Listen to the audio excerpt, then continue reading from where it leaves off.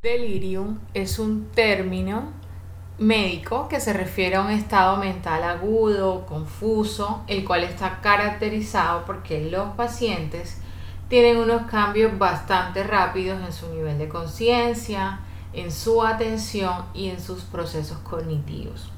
A esto también se le conoce comúnmente como estado confusional agudo y es una condición que afecta la capacidad que tiene el individuo de pensar con claridad, de atender y de orientarse en su entorno.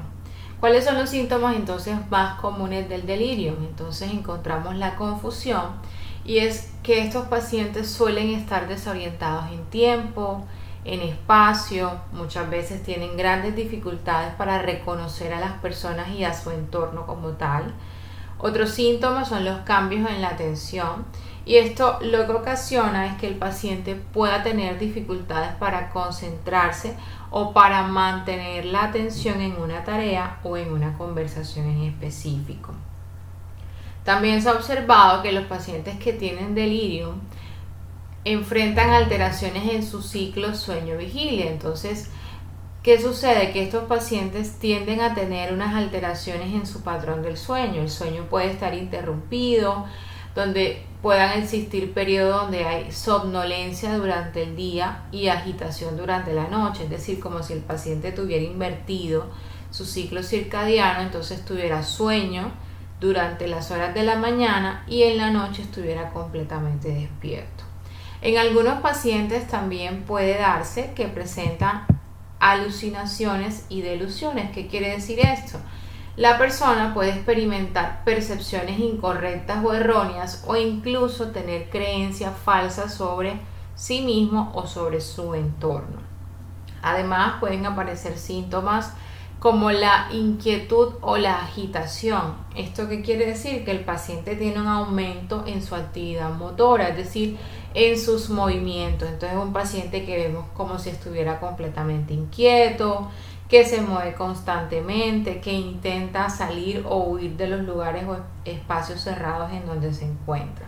Además, también se ha observado las fluctuaciones a nivel del estado de ánimo. Entonces el paciente puede tener unos cambios bastante repentinos en su estado de ánimo, puede estar irritable, luego eufórico, feliz o incluso presentar síntomas asociados a los trastornos de ansiedad.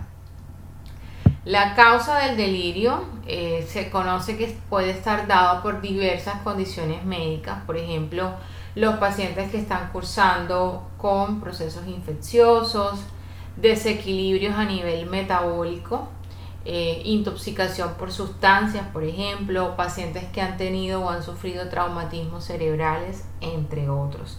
Esta es una condición que es muy característica en la población adulta, ¿sí? Realmente este grupo etario los que más se ven afectados por esto, sin embargo no es excluyente para otros grupos etarios o grupos de edad. Este delirio también se considera como un síntoma que puede estar asociado a enfermedades subyacentes mucho más graves y por eso es importante que si se tiene la sospecha se busque inmediatamente la ayuda y la valoración diagnóstica. Ahora, ¿cómo se trata el delirio? El delirio, por supuesto, tiene un tratamiento farmacológico y esto lo que está centrado básicamente es en abordar la causa principal que está detonando los síntomas, pero además también el control de todos estos síntomas agudos, pues con la finalidad de mejorar la calidad de vida del paciente. Entonces, a partir de ello, la elección de los medicamentos va a depender de la causa específica del delirio y por supuesto de la evaluación médica que se haga de manera individualizada a este paciente. ¿Cuáles tratamientos o cuáles medicamentos se podrían utilizar? Entonces tenemos, por ejemplo, los antipsicóticos que nos permiten el control de síntomas como la agitación, la aparición de todas estas alteraciones a nivel de la sensopercepción, que son las alucinaciones. Estos pacientes también pueden cursar con ideas delirantes, que recordemos que son ideas completamente falsas o que no concuerdan con la realidad. Algunos ejemplos de antipsicóticos que podríamos utilizar, por ejemplo, la risperidona. Pero recordemos siempre que esto es individualizado y que el manejo de estos psicofármacos debe ser siempre a partir de un profesional que sea quien los indique y que pueda escoger la dosis adecuada, porque siempre se recomienda utilizar de manera inicial dosis bajas, y también tener muchas precauciones cuando tenemos pacientes adultos mayores, puesto que estos medicamentos tienden a aumentar el riesgo de aparición de efectos secundarios, riesgos metabólicos, tener muy en cuenta si el paciente, por ejemplo, tiene unos antecedentes cardíacos que nos permitan escoger cuál es el tratamiento de elección. En algunos casos también podemos utilizar las benzodiazepinas si tenemos, por ejemplo, un paciente que está agitado o pacientes que están cursando con síntomas asociados a los trastornos de ansiedad. Sin embargo, las benzodiazepinas deben usarse de manera cuidadosa porque son medicamentos que tienden a producir una sedación bastante excesiva y también son unos medicamentos que tienen alto potencial adictivo, entonces deben utilizarse por periodos de tiempo muy cortos y bajo la evaluación permanente del profesional de la salud. Otros grupos de medicamentos que podemos utilizar son los sedantes e hipnóticos. Por ejemplo, cuando tenemos un paciente que está muy agitado o que está muy hostil o que está muy irritable y se hace necesario utilizar la sedación, generalmente lo hacemos con medicamentos tipo haloperidol o tipo midazolam. También va a depender de las características que tenga el paciente y de la aparición de los síntomas, para saber obviamente qué es lo que yo quiero controlar en él. Estos medicamentos me permiten en muchos casos pues generar calma en el paciente, sedarlo, mantenerlo tranquilo. Sin embargo, recordemos que estas dosificaciones deben ser escogidas, nuevamente les indico, por el profesional.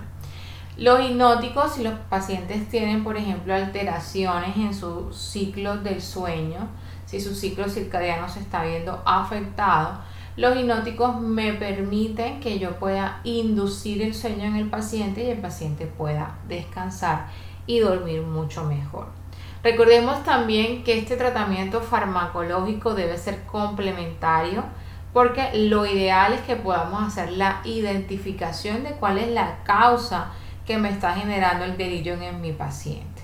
Además, pues que el uso de los medicamentos en las personas mayores o en aquellos pacientes que tienen unas condiciones médicas persistentes deben hacerse de manera controlada, con mucha precaución, pues estos pacientes pueden tener mayor sensibilidad a la aparición de los efectos secundarios.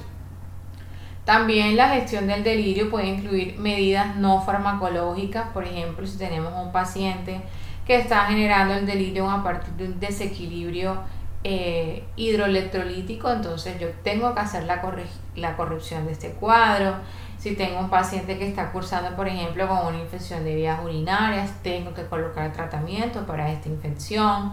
Debo tener un paciente que tenga una optimización de su hidratación, de su nutrición, promover un entorno que sea tranquilo, que pueda estar el paciente orientado, y por supuesto esto se logra con la participación de un equipo multidisciplinario, los profesionales de la salud, que permitan generar un enfoque integral y un enfoque efectivo para el manejo de estos pacientes.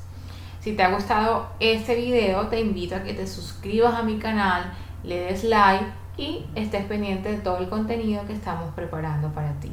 Hasta la próxima.